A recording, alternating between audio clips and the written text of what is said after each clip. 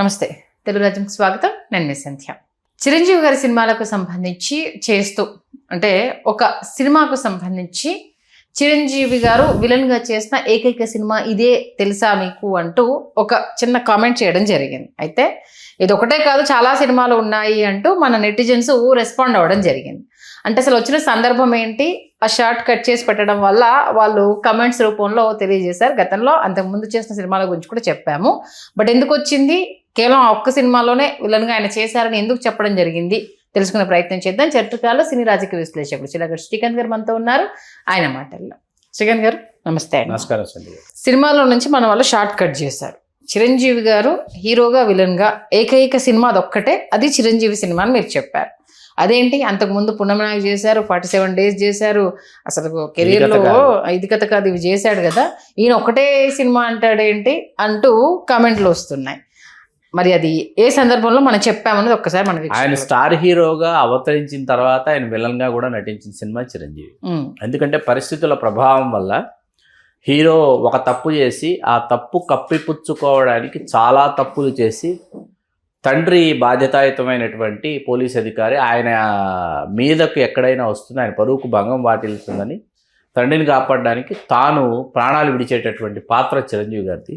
ఆయన పాత్రే సినిమా పేరు కూడా ఆయన పాత్ర పేరే పెట్టడం జరిగింది, ఆయన పేరే సినిమాకి పెట్టడం జరిగింది.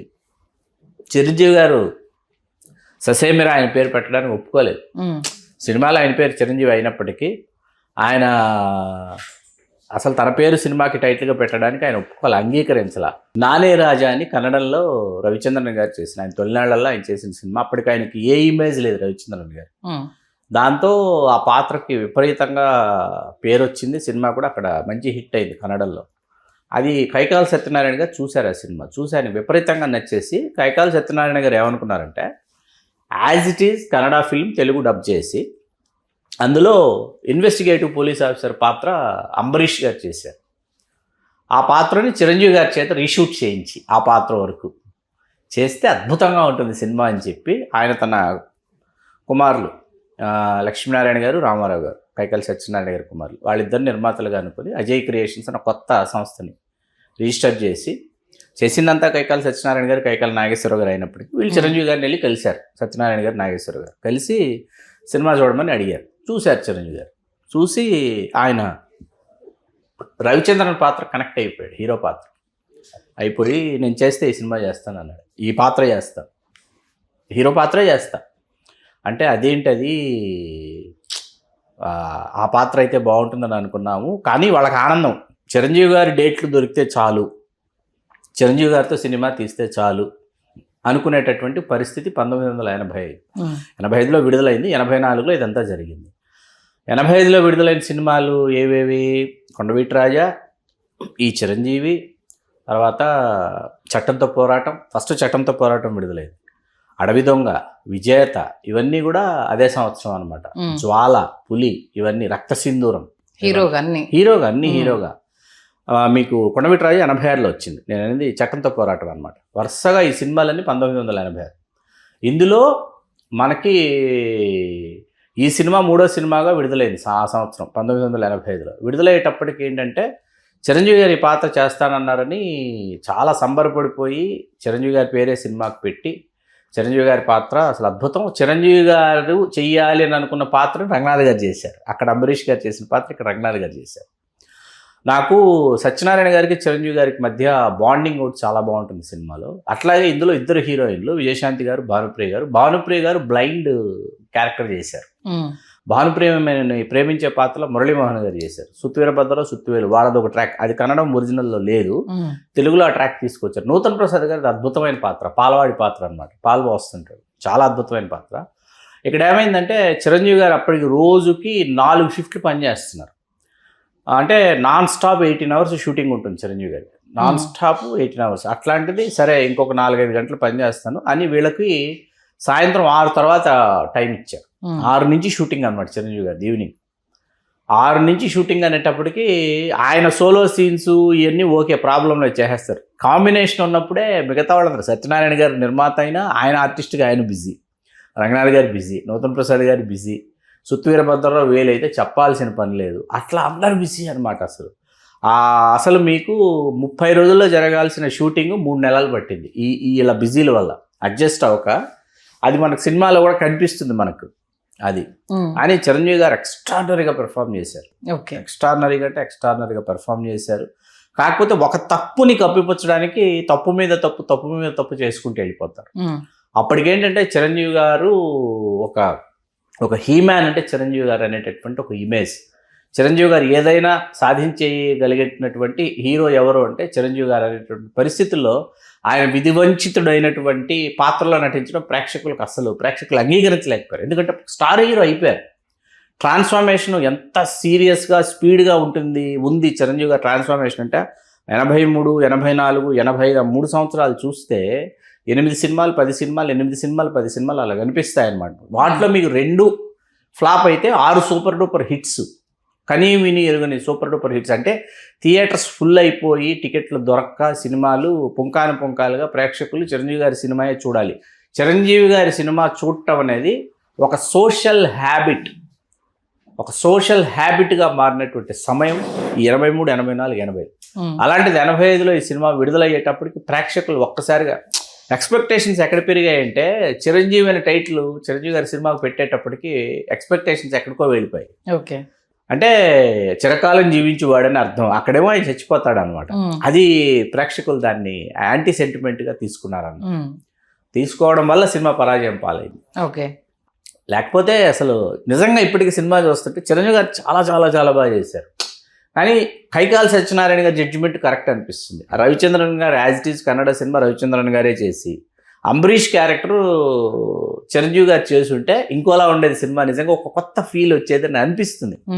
కానీ నాకు చిరంజీవి గారు ఈ సినిమా ఎందుకు కావాలి, ఈ పాత్ర నేనే చేయాలని ఒప్పుకుని ఉంటారంటే ఆయన పట్టుబట్టి చేశారు. ఎందుకు చేశారంటే అంటే నాన్ స్టాప్గా డ్యాన్స్లు, నాన్ స్టాప్గా ఫైట్స్, నాన్ స్టాప్గా హీరోయిజం చేస్తూ ఆయనలో ఉన్న నటుడిని ఆయన సంతృప్తి పరచుకోవాలి అనేటటువంటి కోణంలో ఆయన పాత్ర చేశారు.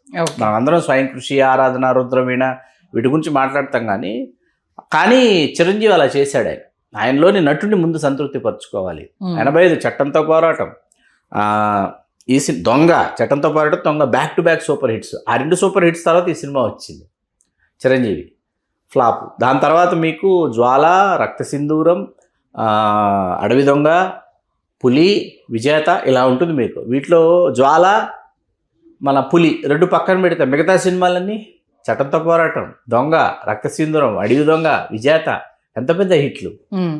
1985లో థియేటర్లు కళకళలాడాయి అంటే, కనకవర్షం కురిసింది అంటే నిర్మాతలు చిరంజీవితో సినిమా చేస్తే చాలు, ఒక్క సినిమా చిరంజీవితో చేస్తే చాలు మా జీవితాలు స్థిరపడిపోతాయి అనే స్థాయిలో నిర్మాతలు క్యూ కట్టారంటే దట్ ఈస్ చిరంజీవి. ఆ సమయంలో ఆయన తనను తాను సంతృప్తి పరచుకోవడానికి తనలో నటుడిని సంతృప్తి పరచుకోవడానికి తీసిన సినిమా చిరంజీవి.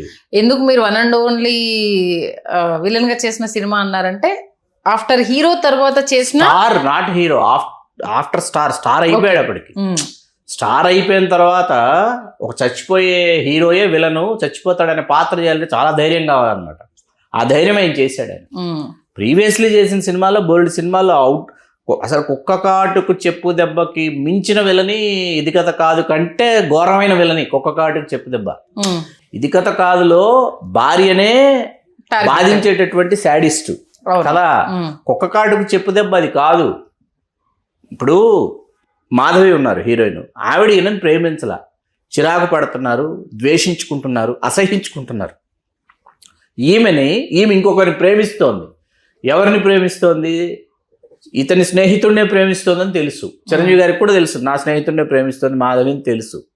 అలాంటిది పెళ్లి కూడా చేసుకుందామని వాడు మాట్లాడుకున్న తర్వాత, ఈ సీన్ వింటే మీకు ఒళ్ళు గగురు పడుస్తుంది. పెళ్లి కూడా వాళ్ళు చేసుకుందామని మాట్లాడుకున్న తర్వాత సాయంత్రం చీకటి పడిన తర్వాత పలానా సమయానికి పలానా ప్రదేశానికి రమ్మని చెప్పు అని చిరంజీవి స్నేహితుడు చెప్పి, అక్కడికి స్నేహితుడు వచ్చి వస్తాడనుకుంటే స్నేహితుడిని తప్పించి చిరంజీవి వచ్చి ఆవిడ మానభంగం చేస్తాడు. ఆవిడ తన ప్రియుడికే తన శరీరాన్ని అర్పించుకుంటున్నానని చెప్పి లొంగిపోతుంది చీకట్లో.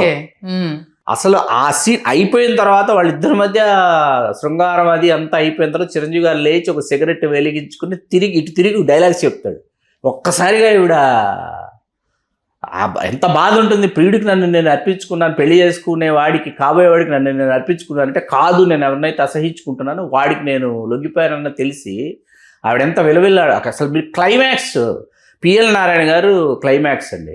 క్లైమాక్స్లో అసలు ప్రతి క్యారెక్టర్స్తో పాటు ఈరంగ శర్మ గారు ఎక్స్ట్రాడనరీగా డైరెక్ట్ చేసిన సినిమా. సినిమాలో ఉన్న క్యారెక్టర్స్తో పాటు ఆడియన్స్ అయిన మనం కూడా స్క్రీన్ మీద వెళ్ళిపోయి చిరంజీవిని చంపేద్దాం అనుకుంటాం. అలాంటి వెళ్ళి చేశాడు ఆయన. ఓకే, అలాంటి వెళ్ళి చేసిన చిరంజీవి గారు అప్పటికి ఆయన హీరోగా స్థిరపడతాడా, విలన్గా స్థిరపడతాడా లేకపోతే అనేటటువంటి ఒక పీరియడ్ అది. కుక్క కాటుకు చెప్పు దెబ్బ చేసిన ఆ సమయం ఏంటంటే ఆయన 10 సినిమాల లోపు శ్రీరామం అంటే ఒక సినిమా, అందులో ఇంజనీర్గా చేశారు. ఆ సమయంలో అలా ఇది కథ కాదు అంటే బాలచంద్ర గారు, సుగుణాకర్రావు పాత్ర అది చూసి ఈరంగ శర్మ గారు బాలచంద్ర గారి చీఫ్ అసోసియేట్ కో డైరెక్టర్, ఆయన చాలా బాగున్నాడు, ఇతనితో చేయాలి సినిమా. ఇతను ఈ పాత్ర సుగుణాకర్రావు చేసిన చిరంజీవి ఒక కాటుకు చెప్పు దెబ్బలో ఈ పాత్ర ఇతని చేత చేయించుకోవచ్చు అని చేయించడం. ఇది మళ్ళీ బాలచంద్ర గారు 47 రోజుల్లో తమిళకి నేను పరిచయం చేయాలి ఇలాంటి ఒక ఆర్టిస్ట్ని, ఆయన్ని కుమార్ ఆ పాత్ర పేరు 47 రోజులు ఆయన పరిచయం చేయడం. న్యాయం కావాలి ఈ రెండు, ఇది కథ కాదు ఒక కాటుకు చెప్పు దెబ్బ చూసి కొత్త మలుపు అనే నవల కామేశ్వర గారు, కొత్త మలుపు నవలే న్యాయం కావాలి సినిమా. ఓకే, కామేశ్వర గారి నవల కొత్త మలుపే న్యాయం కావాలి సినిమా. ఈ న్యాయం కావాలిలో ఈ పాత్రకి నేను సగర్వంగా పరిచయం చేసిన చిరంజీవి ఈ పాత్ర వెయ్యాలి అని ఎవరు క్రాంతి కుమార్ గారు అనుకోవటం. మీకు అర్థమైంది కదా. మీకు న్యాయం కావాలలో ఉన్న పాత్ర, చిరంజీవిలో ఉన్న పాత్ర, వాస్తవానికి 2 పాత్రలు ఒకటే పాత్రలు అండి.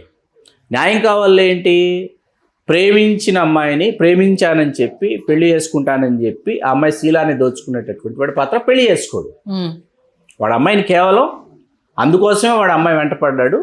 ఆ తర్వాత అమ్మాయి మీద నింద మోపాడు, రాధిక గారు కోర్టుకు ఎక్కారు. ఇదనమాట హీరోయే విలను. చిరంజీవిలో కూడా హీరోయే విలను. అవును, 2 పాత్రలు వాస్తవానికి ఒకటే. కాకపోతే చిరంజీవిలో ఏంటంటే 1 by 1 చూసారు లేదా మీరు సినిమా? నాకు చిరంజీవి చూసారా? 1 by 1 మర్డర్స్ చేసుకుంటూ వెళ్తాడనమాట. ఒక మర్డర్ని కప్పిపుచ్చడానికి ఇంకో మర్డర్ని కప్పిపుచ్చడానికి ఇంకో మర్డర్. తప్పదు, అతను చెయ్యాలన్నమాట. చేయకపోతే అతను దొరికిపోతాడు. అది సినిమా చాలా బాగుంటుంది వాస్తవానికి. ఆయన పెర్ఫార్మెన్స్ ఎక్స్ట్రాడనరీగా ఉంటుంది. ఇదంతా మనం ఎందుకు మాట్లాడుకుంటున్నాం అంటే, ఆయన హీరో చేసినా విలన్ చేసినా, 2 హీరోలు ఒకరు చేసినా, 4 హీరోలు ఒకరు చేసినా, నా ఐడెంటిటీ ఇది అని నిరూపించుకోవడానికి చిరంజీవి గారు చేసినటువంటి ప్రయత్నం, ఆయన పడినటువంటి తాపత్రయం, 4గురిలో ఒకడైనా 5గురిలో ఒకడైనా, ఇదిగో నేను ఒక ఎక్స్ప్రెషన్ ఇస్తే, నేను అసలు నించుంటే, నేను చూస్తే, నేను మాట్లాడితే ఇది నాది, ఇది నేను అనేటటువంటి ఒక అస్తిత్వం చిరంజీవి గారు స్క్రీన్ మీదకి తీసుకొచ్చారు. కాబట్టి ప్రేక్షకులు కనెక్ట్ అయ్యారు ఆయనకి. మిగతా వాళ్ళకి ఎందుకు కనెక్ట్ కాలేదు? మిగతా చాలా మంది ఉన్నారు ఆ సమయంలో. ఆయనతో పాటు కలిసి నటిస్తున్న వాళ్ళు ఉన్నారు, ఆయనలాగా చేద్దాం అనుకున్న వాళ్ళు ఉన్నారు, ఆయనతో పాటు కలిసి ప్రయాణం చేసినటువంటి వాళ్ళు చాలా మంది. మొన్న కూడా ఎవరో ఆయన కంటే ముందు నేను వచ్చాక కానీ ఆయన మెగాస్టార్ అయిపోయారని ఎవరో ఒక ఆయన ఇంటర్వ్యూ ఇచ్చాడు. ఇంటర్వ్యూలో మాట్లాడాడు ఆయన. చాలా హాస్యాస్పదంగా ఉంటుందని. మరి చిరంజీవి గారిలాగా మీరు ఎందుకు డాన్సులు చేయలేదు? చిరంజీవి గారిలాగా మీరు ఎందుకు ఫైట్స్ చేయలేదు? చిరంజీవి గారిలాగా మీరు ఎందుకు రిస్కులు చేయలేదు? ఆయన గూండా సినిమాలో గజపతి నగరం రైల్వే స్టేషన్ దగ్గర తీశారు క్లైమాక్స్.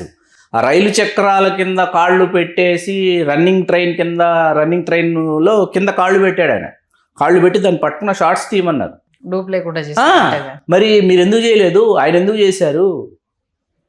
మనం ఇందాక గతంలో వేట సినిమా గురించి మాట్లాడుకున్నాం. నేను ఆ షార్ట్ పర్టికులర్గా నేను చూశాను సంజయ్ గారు. సినిమా మేకింగ్ గురించి తెలుసుకున్న తర్వాత ఆయన ఏంటంటే రన్నింగ్ జీప్లో నుంచి ఎగిరి దూకేశారు, డైవ్ చేశారు.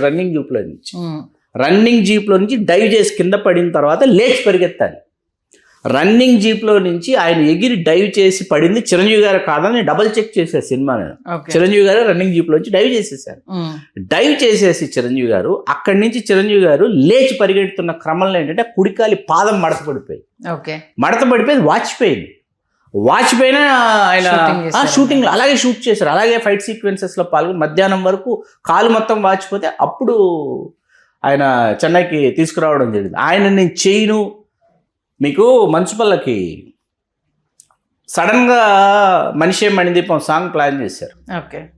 అందరూ ఆర్టిస్టులు ఉన్నారు. సడన్గా అనుకోకుండా సాంగ్ చేద్దామని చెప్పిన తర్వాత చిరంజీవి గారు మంచి డాన్సర్ అని అందరికీ తెలుసు. ఇప్పుడు అక్కడ చిరంజీవి గారు ఉన్నారు, నారాయణరావు గారు ఉన్నారు, రాజేంద్ర ప్రసాద్ గారు ఉన్నారు, తర్వాత సతీష్ గారు ఉన్నారు, సాయి చంద్ గారు, ఇంతమంది 5గురు. వంశీ గారు వెళ్ళి చిరంజీవి గారితో గురు ఇందులో సమ్మర్ సాల్ట్స్ వెయ్యాలి మీరు అని చెప్పాడంట. ఏంటి గురు నేను చెప్పచ్చు కదా, ప్రాక్టీస్ చేసేవాడిని. సర్లే చేస్తాలే అని చిరంజీవి గారు మీకు సమ్మర్ సాల్ట్స్ కొడతారు సాంగ్లో. సమ్మర్ సాల్ట్స్ చేస్తాడు ఆయన అప్పటికప్పుడు. సరే ఓకే చేస్తా. ఆయన మీద ఆయన కాన్ఫిడెన్స్, చేయలేక కాదు, రాక కాదు, బిఫోర్ అయితే ఇంకా మంచిగా ప్రాక్టీస్ చేసి చేసేవాడిని కదా అని.